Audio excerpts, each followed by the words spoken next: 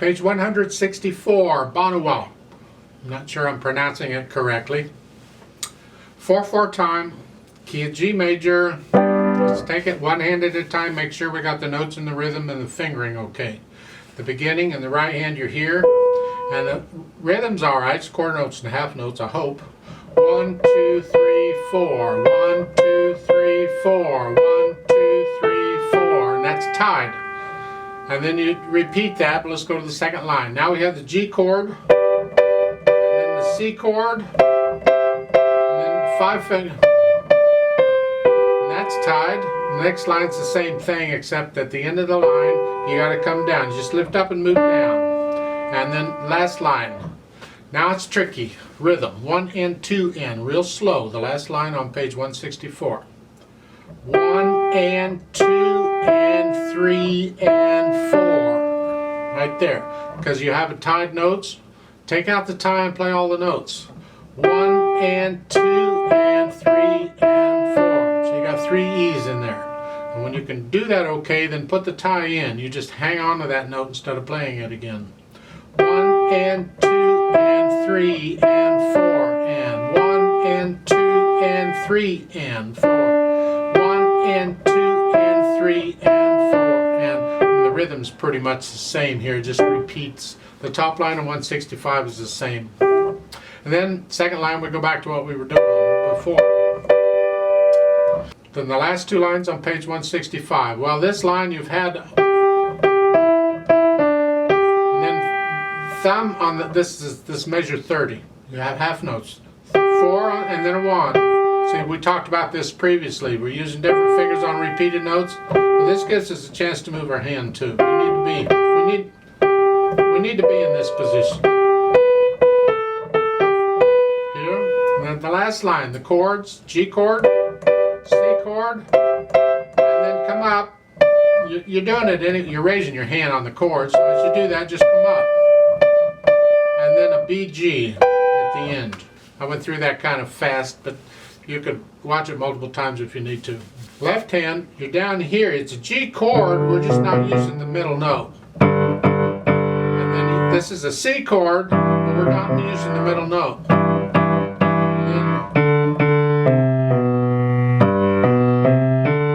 So forth, last line here is just, it's pretty simple because the right hand has all the goodies. Now for the most part, that's it for the left hand. Go down to the bottom of page 165. Last line, you're here. And then the last measure, they say a 5. And I would prefer you use a 1. Just come down and play that first G with a 1. Because the next G has an 8V8 under it. So you go down an octave. It's here. And if you play this one with a 1, you can reach down and get to the octave. You don't have to play them both with 5. You can, it's kind of fun, it's showy, blah blah blah. But good fingering technique that I try and teach is let's not move the hand if we don't have to. So just here, during the next to the last measure, you move it down and put the thumb on that, and then you're ready. I think that's a more solid fingering. And then we put the hands together. Here, same rhythm. Now, I'd like to show you an alternate fingering. Now, if you think about it, it's a little more advanced to give you an idea. In the left hand, instead of using thumb all the time, I would suggest you finger the first one with 5-2 on the D and save the thumb for the E. So you're here. Third measure, the first D is with second and then a thumb. So in my opinion, that's a much better fingering. It's a little more advanced, but it'll serve you well in the future. You're going to run across this kind of thing in other pieces, and usually they alternate between the 2 chords. And you don't want to use thumb for all that. No, it's here. So here, just do it that way. So here at the beginning.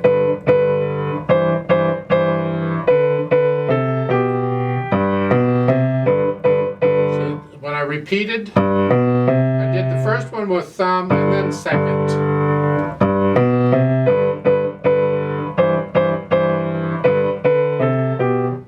fourth. I don't really see a problem in putting the hands together here, because when you get to the tricky part with the rhythms, and the right hand's only playing, or the left hand's only playing a note. So forth. So put in the articulation. Here at the beginning, there's no articulation, you just play them. Here, lift up. But connect it when you repeat or go on either one. Connect it to the next one. Don't put in silence there. It leads into it, so connect it. Then at the bottom, page 164, you have staccatos. And there's accent in the left hand. Get a little extra oomph. And then legato. And then staccato. And top page 165 is the same. Then we go back to what we were doing.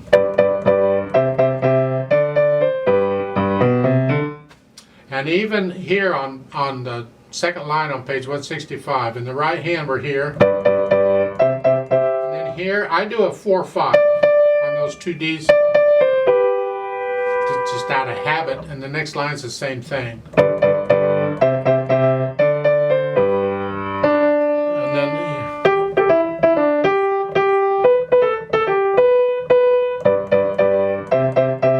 two, like so. Staccato accent. You don't need an accent on the last one, because when you get that low, it's going to come out. So that's accent. That's fine. Dynamic. It's the melody. It's the right hand mainly. Do the best you can. Keep the left hand soft. Soft at the beginning, whatever that is.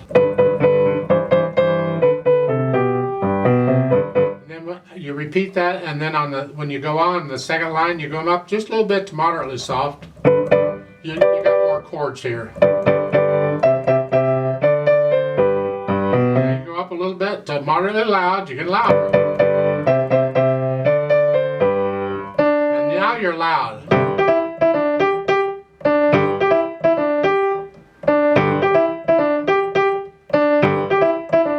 You come down a little bit to moderately loud. Next, you're staying there until the fourth line down. You go back up to loud. And then you're loud all the way the rest of it. Now, how fast you go, I went kind of fast. It's how fast can you play it accurately and under control, because it says very fast, so it's pretty much as fast as, you know, it's got to sound musical. Don't get carried away. But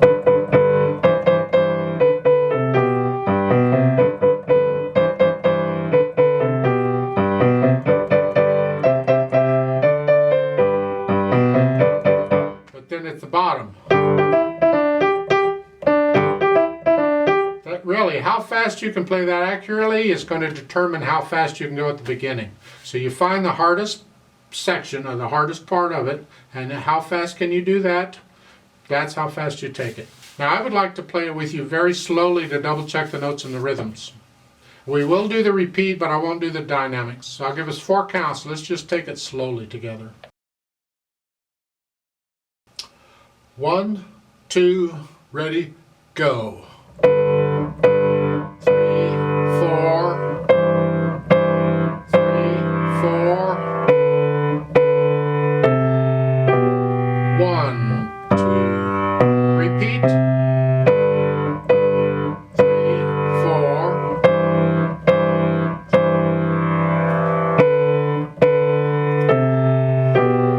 1.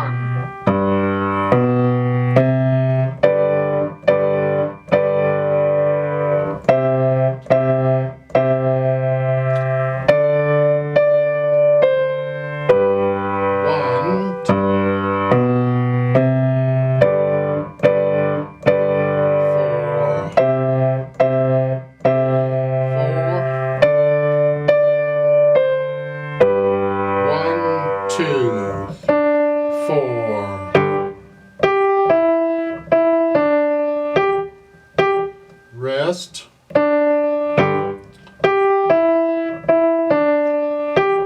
2, 3.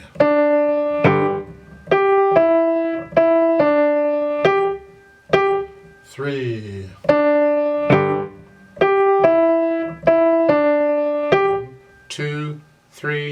4. 4.